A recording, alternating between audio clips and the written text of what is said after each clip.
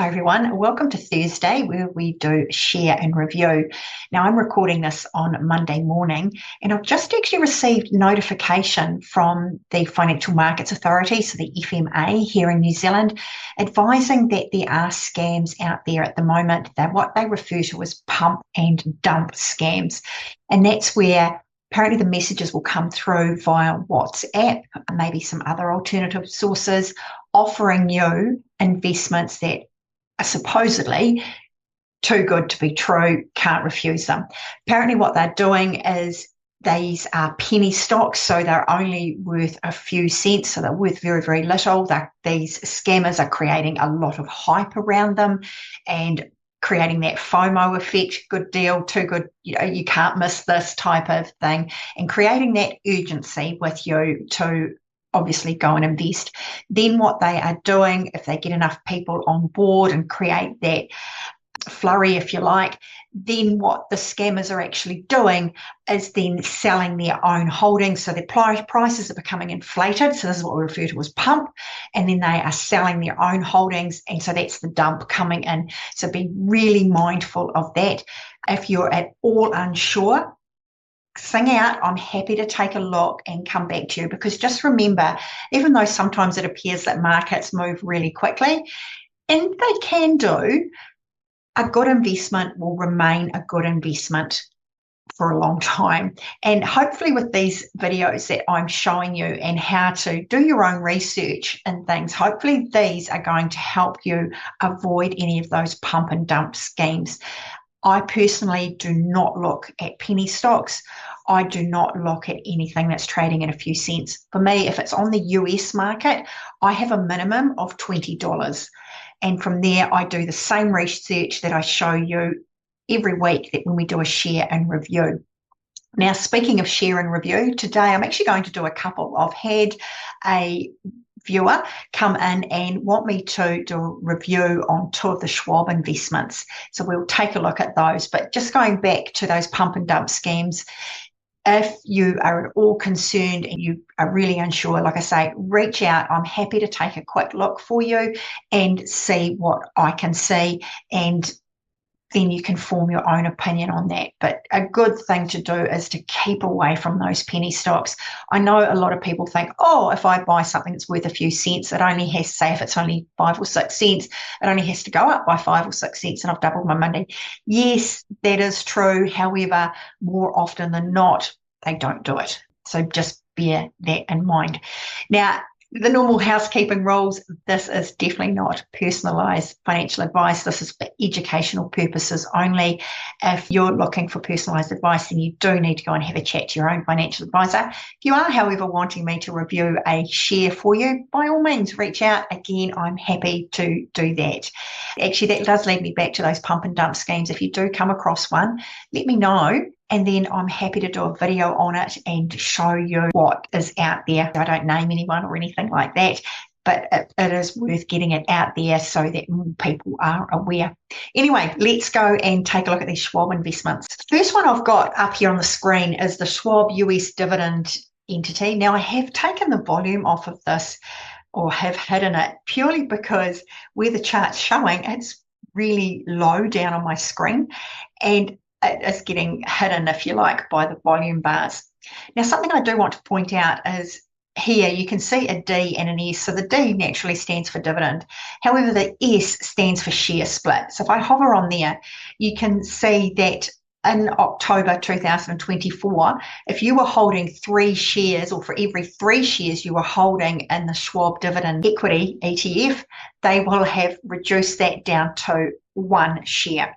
What that actually does, by taking 3 shares out and only giving you 1, it does increase the price of those shares. That's just something to be aware of. Now, when you're looking at Yahoo Finance, they do account for that. So you can see that we've got, it looks like a lot of selling off.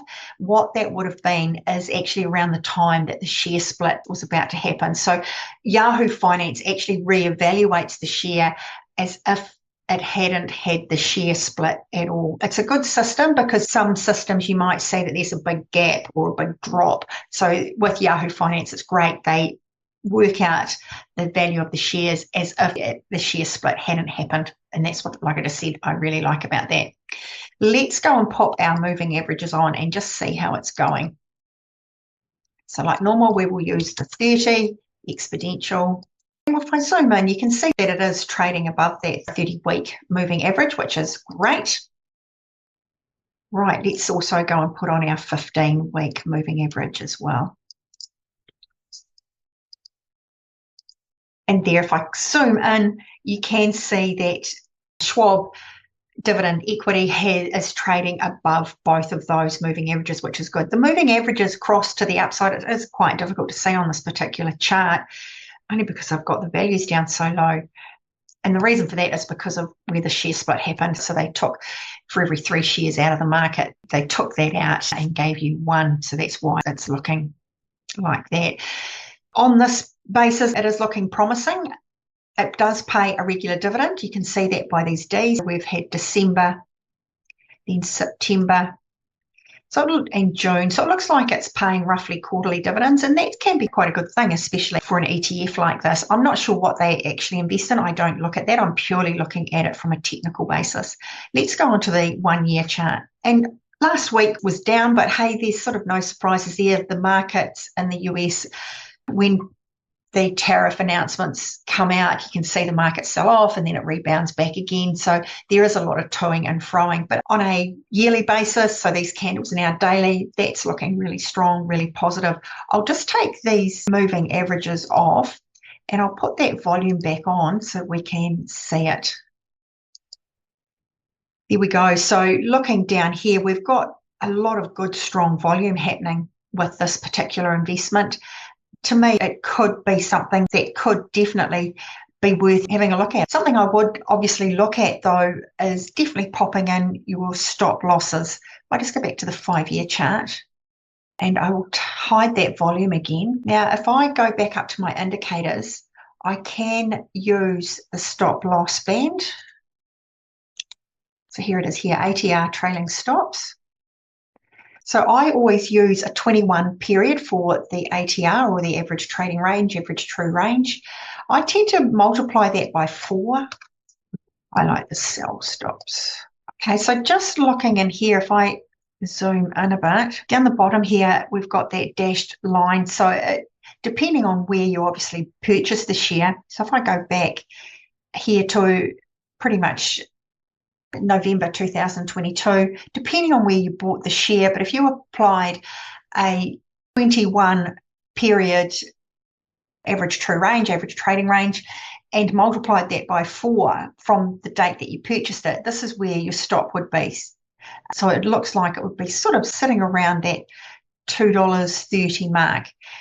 Then you can see it started to increase, and that is because the share price started rising, which is exactly what we want with a trailing stop. As your share price increases, you keep that gap the same, but you keep moving up the stop. Happy to do a session on that at some other stage if that's of interest to you. And then, as you can see, it plateaued, it's increased, and then it looks like at around the dividend time here, which was March last year, it does look like you could have been taken out of that share, and it hasn't really put it back in again up to now. If I go into the 1 year, it does change these trailing stops a little bit, but you can actually see a little bit better. So you can see here, this is if you were moving these trailing stops on a daily basis. I tend to do it on a weekly.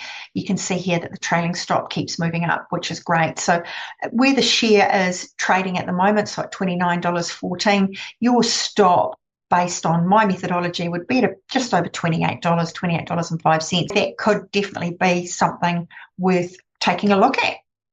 It certainly ticks my boxes at this stage. I'll just take that off. We'll just do one last comparison and just see what it's doing in relation to the NASDAQ. I'm not sure what this is actually holding. I haven't looked into that. You can see the NASDAQ is trading above it. The only reason I'm looking at the NASDAQ is because that is the stock exchange that this ETF is listed on. May not be relevant because, like I say, I'm not sure of the holdings on it. Yeah. The only thing is if you were to look at that, the NASDAQ is trading above this share. So over the last 5 years, the NASDAQ has done about 79.8% return for that 5-year period, whereas this investment has done 37.54 for the same 5-year period. Hey, still a very good return. Like I say, take that NASDAQ part with a pinch of salt because I haven't looked to see what the underlying assets are. I just see that it's listed on the NASDAQ. Right, we'll take that off. And let's go and have a look at another Schwab one. And this ticker code is SCHG. And this is the US large cap growth. Again, this one did a share split. And this time it was 4-for-1. And that looks like it was about July 2024. It also did a share split back in March in 2022. So it could be every couple of years that they perhaps do a share split on this particular share. So back in March, they did a 2-for-1. If you were holding 2 shares, you got 1. And then October 24, they did a 4-for-1. So for every 4 shares you were holding, you got 1. So what it does, like I said before, is it actually drives the price of the share up. Again, I've got that volume hidden. I'll just see what that volume looks like. Not too bad. There you go. It's not detracting too badly from the chart. If I just zoom in, you can see that with the volume, you can see that over the last few weeks, it has been sort of potentially having a downward phase. And that's why you can see here, even though if I hold my candle here for last week, it did close up for the week, the volume was more down. And that's because there's a bit of after hours movement happening there. So that's the only thing I'd like to see is perhaps the volume being a little bit more positive. Let's put our moving averages on and just take a look at that. So again, we'll go back to the 30 exponential and we'll pop on the 15 as well. Right, you can see here that the moving averages did cross at around the end of May last year. My only concern is like I said before, we are starting to have that little bit of an arc. And the share at the moment is trading below that 15-week moving average. So for me, I would just be putting it on a hold. The moving averages haven't crossed to the downside, which is still a good thing. But I like to see a share trading above both of those moving averages. Let's go onto the 1-year chart and just have a look. Again, it brings these candles up to daily. And if I zoom in there, you can see on a daily that the moving averages have crossed to the downside and the share is trading below both of those. So for me at the moment, because of that very reason, I wouldn't be looking at entering into this particular share. And being the US large cap growth, we did see the S&P come off a little bit last week. And again, that could have been because of those tariff announcements. Who knows? I'm not into guessing what's causing things to happen. For me, it's purely about looking at what the charts are saying. So for me, this one would definitely be a no. Okay. Again, volume was quite good. If we look at this on Wednesday, volume was really good there.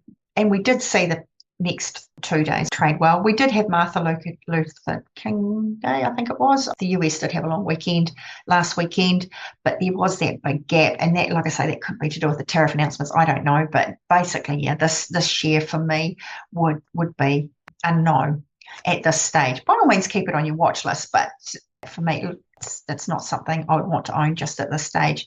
So anyway, I'll stop sharing. And just remember, if there is a share that you would like me to review, by all means, sing out, happy to do so. And if it is one of those scam ones, hey, that could be a great education as well. So if you do come across that, let me know and we will do a video on it. But otherwise, if you've got any questions, happy to help, sing out and we can do our best. I do have another couple of shares that someone has asked and I'll just have a look here. We've got VOO, the VOO, QQM and the SPMO. So we'll take a look at those over the next couple of weeks. But like I said, sing out if you've got anything you'd like me to take a look at. So until next week, take care.